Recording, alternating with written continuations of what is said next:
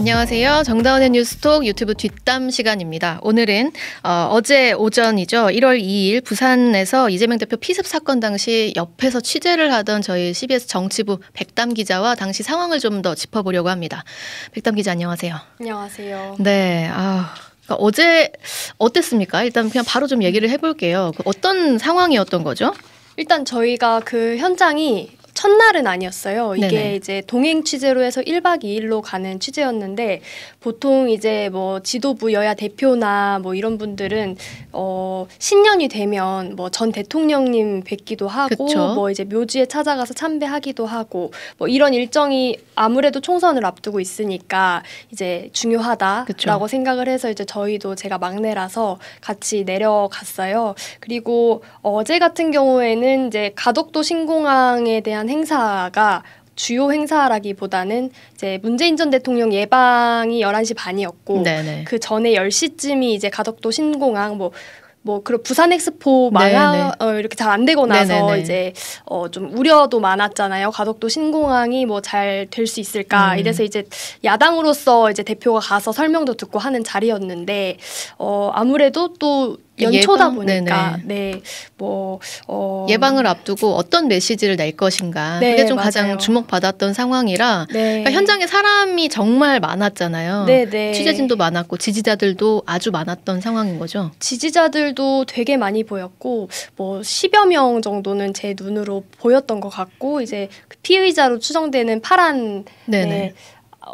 머리띠를 쓴 남성도 실제로 봤었어요. 저도 이상하다라고 생각을 하지 못했었고. 그냥 뭐 지지자 중에 한 분 약간 열성 지지자구나. 네네네. 이렇게 그냥 생각하면서 지나간 상황이었는데 그런 상황이었는데 이제 아무래도 이재명 대표가 또 저희 당의 상황이 이낙연 대표가 신당 창당하겠다라고 또 시한을 박아둔 상황이었잖아요. 네네. 그런 상황에서 연초에 이재명 대표가 어떤 말을 할 수 있을까가 또 기자들한테는 초미의 관심사였어요.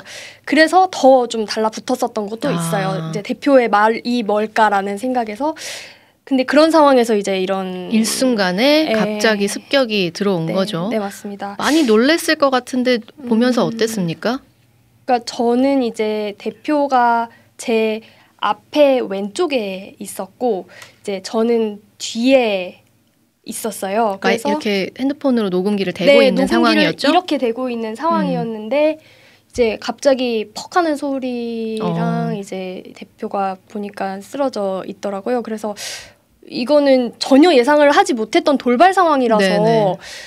보니까는 이제 그 파란 머리띠 남성은 뭐 이제 경찰에 연행되고 있었고 그래서 처음에는 주먹으로 한 대 이렇게 얼굴을 맞아서 맞았구나. 쓰러졌구나라 했는데 이제 상황 한 5분 10분 지나가 보니까는 이제 지혈을 하는 상황이랑 이런 이어졌던 거죠. 그래서 아무도 예상을 못했었던 것 같고 그래서 좀 취재하는 기자로서도 되게 안타까운 사고였습니다. 근데 경찰도 이제 저희가 앞에서 본방송에서 좀 리포트로 전해드렸습니다만 현장에 한 41명의 경찰이 배치되어 있었는데 경호가 좀 제대로 안 되는 상황이었나요? 실은 경찰이 되게 많다라는 생각을 했어요. 그러니까 당연히 야당 대표니까 일정 부분 경호도 필요하지만 또 이번에 알려진 사실이지만 경호 대상은 아니라고 하잖아요. 네, 여야 대표가 공식적인 경찰의 경호 대상은 아니라는 거죠, 지금? 네, 맞습니다. 그래서 그럼에도 불구하고 경찰 병력이 되게 많이 이렇게 준비가 되어 있다. 사복 경찰을 비롯해서 이제 사건이 일어나고 나서 보니까 뭐 기동대 버스도 보였고요. 그래서 되게 많이 준비돼 있다라는 생각은 했는데 처음 도착했을 때는 그랬다는 네, 거죠? 맞습니다. 근데 이제 문제는 이게 문제라고 말을 해야 될까라는 고민이 좀 들긴 하는데 기자들은 어쨌든 질문을 해야 되잖아요. 붙어서. 그렇다 보니까 대표 가까이 가서 물어볼 수밖에 없고 취재진도 몰릴 수밖에 없고 근데 그런 상황에서 이제 경찰도 고민이 있었을 것 같아요. 그러니까 어디까지 기자들을 막아야 되는지에 대한 고민이 있었을 것 같은데 이제 어느 정도 이제 경찰도 막다가 풀리는 부분들이 있긴 하더라고요. 그래서 기자들은 질문을 했던 거고, 근데 그 틈에 그 피의자가 기습을 했다라는 생각이 들어서 좀 안타깝다라는 생각이 많이 들었습니다. 기자들이 열심히 질문을 하는 바람에 뭐 경호가 뚫려서 피의자가 들어왔다라고 하기에는 사실 공인이죠. 네, 고위공직자 이런 공인들에 대해서는 항상 이런 상황이 펼쳐지게 마련이고 저희가 취재를 하는 과정에서도 위험한 상황은 언제든지 펼쳐질 수 있지 않습니까? 네, 그래서 거기에 대한 대비는 제도적이든 시스템으로든 당연히 되어 있어야 하는 거고요. 네. 그리고 또 하나 안타까운 거는 이런 시도가 최근 이게 한두 번이 아니잖아요. 계속 반복되고 있는 일인데 특별히 이제 언어적으로도 이런 격앙된 분위기라고 할까요? 네. 공격적인 분위기가 최근 들어서 많이 수위가 높아졌다는 생각이 들어요. 그게 시도로까지 이어진 게 아닌가 이런 생각도 하거든요. 네, 실은 이제 이번 사건이 일어나고 나서 이제 제가 취재를 했던 경험들 얼마 길지는 않지만 돌아보니까 팬덤 정치라는 게 이재명 대표 앞에 많이 붙어 다녔잖아요. 그렇죠. 그리고 또 단식을 했었을 당시에 대표가 좀 기습적인 상황들이 실은 2번 정도 있었던 거로 기억을 하거든요. 그러니까 뭐 예를 들어 뭐 너무 이제 대표를 존경하는 나머지 뭐 이제 자해 소동을 벌인다거나 아니면 이제 그 흉기를 가져와서 이렇게 소동을 벌이다가 여경 2분이 뭐 다치는 사고도 있었고 이런 게 다 좀 비슷한 갈래에서 나오게 된 돌발 상황들인 것 같은데 근데 결국에는 경호를 하는 인력은 또 없는 거잖아요. 그런 대표한테.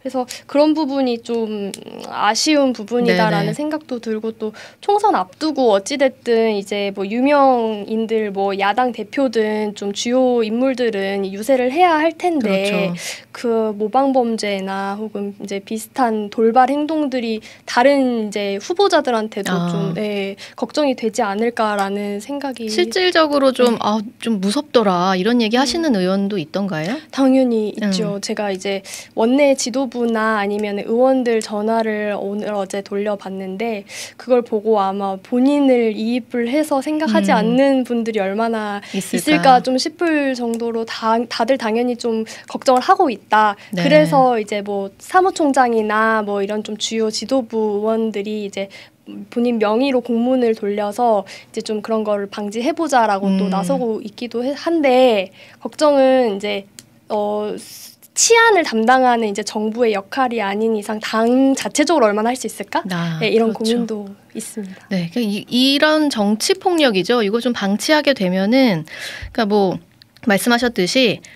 팬덤 정치에서 그 팬이라는 게 언제든지 다른 쪽에 대한 그 범죄자가 될 수 있는 거거든요. 뭐 2021년에 미국에서도 이제 트럼프 전 대통령 지지자들이 국회에 난입한 사건도 있었고, 뭐 가까이에는 일본의 아베 신조 전 총리가 이제 피살되지 않았습니까? 그러니까 정말 뭐 민주주의를 위협하는 극단적인 공격까지 갈 수 있는 상황이니까요.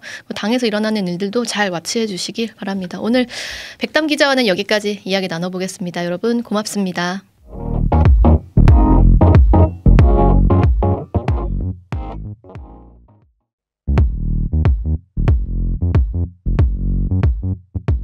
오늘 하루 뉴스 맥락 정다운의 뉴스톡이면 됩니다.